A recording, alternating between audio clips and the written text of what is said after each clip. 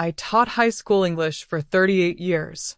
I've seen liars, manipulators, and passive-aggressive schemes. I've read between the lines longer than most of these people have been alive. So when my daughter-in-law, Colleen, began checking in on me more than usual, bringing me my pills, reminding me about bills I hadn't missed in 20 years, I knew something was off. It started subtle. A quiet mention to my son about forgetting things. A suggestion to take over my errands. An offer to simplify the house title into something joint. That one almost made me laugh. Almost. But what I didn't know was that she had already filed for emergency guardianship behind my back. Before I tell you how I flipped her plan inside out, hit like, subscribe, and share this video with someone who's ever been quietly pushed out of their own life. Justice doesn't always scream. It files paperwork. When I got a letter from the court asking for a capacity assessment, I nearly choked on my tea. Not only was it humiliating, it was strategic. Colleen timed it for the week my son was overseas at a conference. She'd even tried to use a prescription from my podiatrist to prove disorientation. Podiatrist.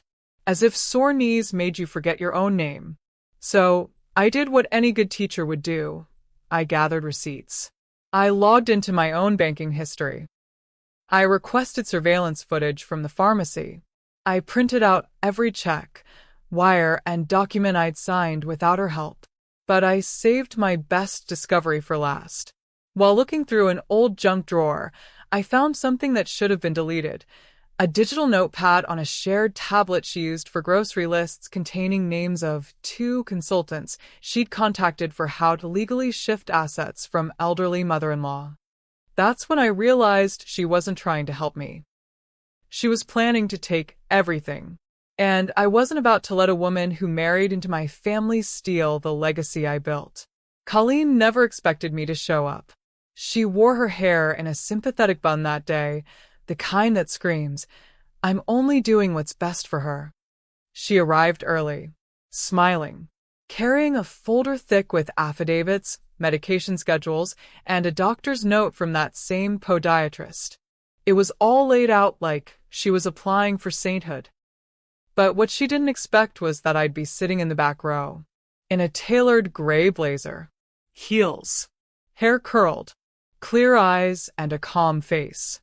Not the image of a woman unfit to manage her own affairs, but a woman who knew exactly what had been taken from her and how to take it back. I waited until her attorney was midway through his opening, a long, syrupy speech about decline and confusion, before I stood up.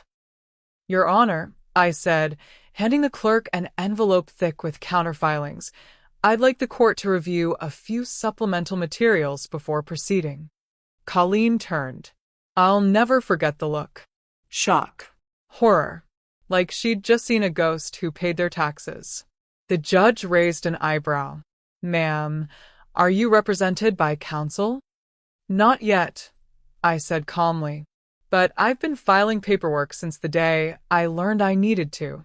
Inside that envelope were copies of every utility bill I paid on time, a notarized letter from my doctor confirming I passed a cognitive assessment 2 days earlier, a subpoena request for security footage showing Colleen forging my signature on a joint banking authorization, and the kicker, a printed copy of that digital note from her shared tablet, a to-do list with one chilling line at the bottom: "Sell house after guardianship approved."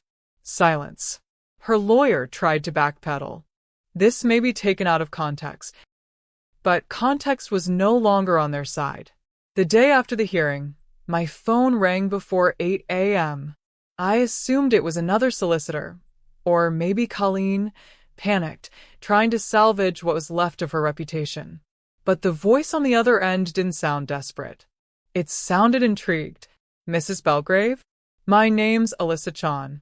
I'm with the Chronicle. I was in the courtroom yesterday." She didn't waste time. "I've covered guardianship fraud for 3 years now. What I saw in there was rare. Most people don't fight back, and when they do, they don't come with documentation." I stayed silent for a beat. It wasn't that I didn't believe her. It's just that I'd never imagined anyone would find my personal tragedy publishable. She continued, I'd like to do a feature on you.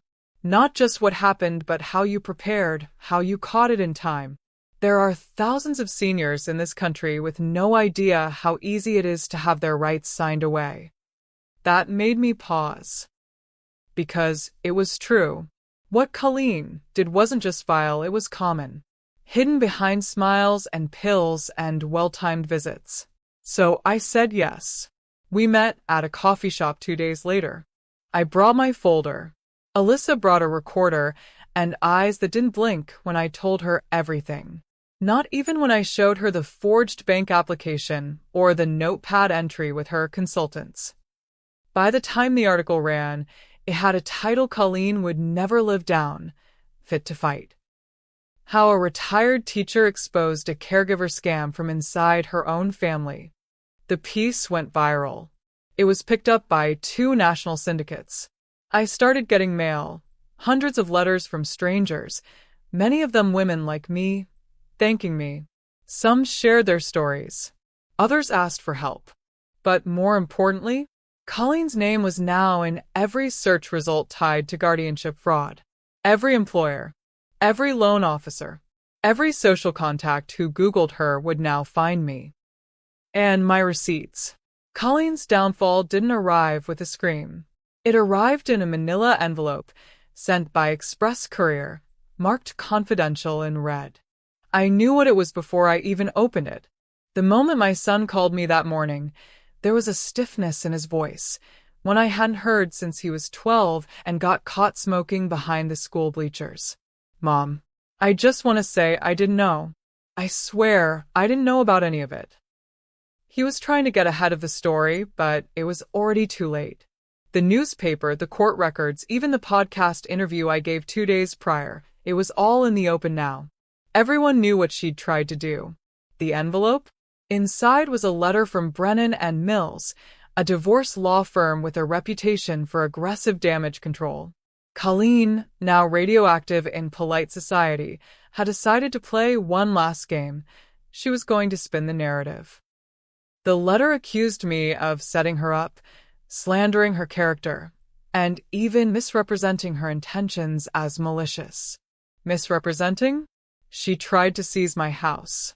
She filed paperwork claiming I was mentally incapacitated.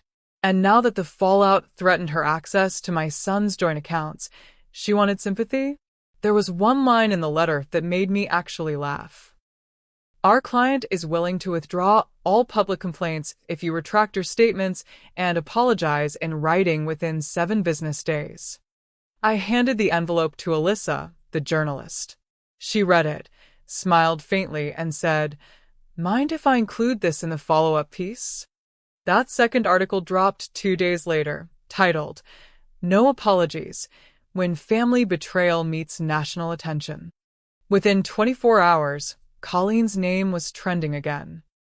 But this time, it wasn't the public she needed to worry about, it was her husband. My son filed for divorce that week.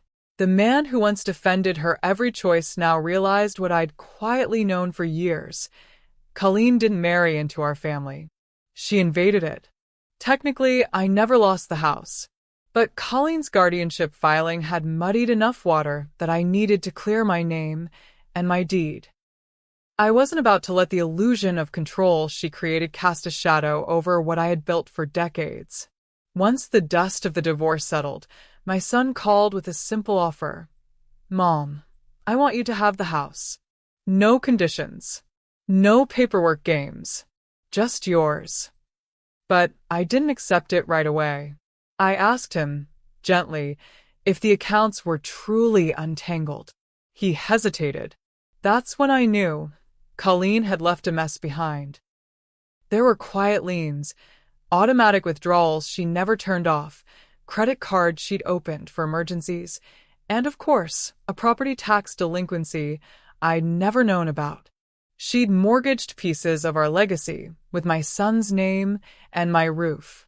So I went to the county records office with Alyssa and a lawyer I met through one of the letters from the article, an estate specialist who handled these kinds of thefts in silence for decades. Together, we discovered something golden. 2 years prior, I had refinanced the home under my own name. At the time, my husband insisted it be a temporary move while we fixed up the back unit. But legally, that refinancing created a fresh title, without Colleen's name, without my son's either. That was the moment I knew. The house was mine. But I didn't just stop there. With guidance from the estate lawyer, I filed a quiet title action, removing anyone who might have had the illusion of claim.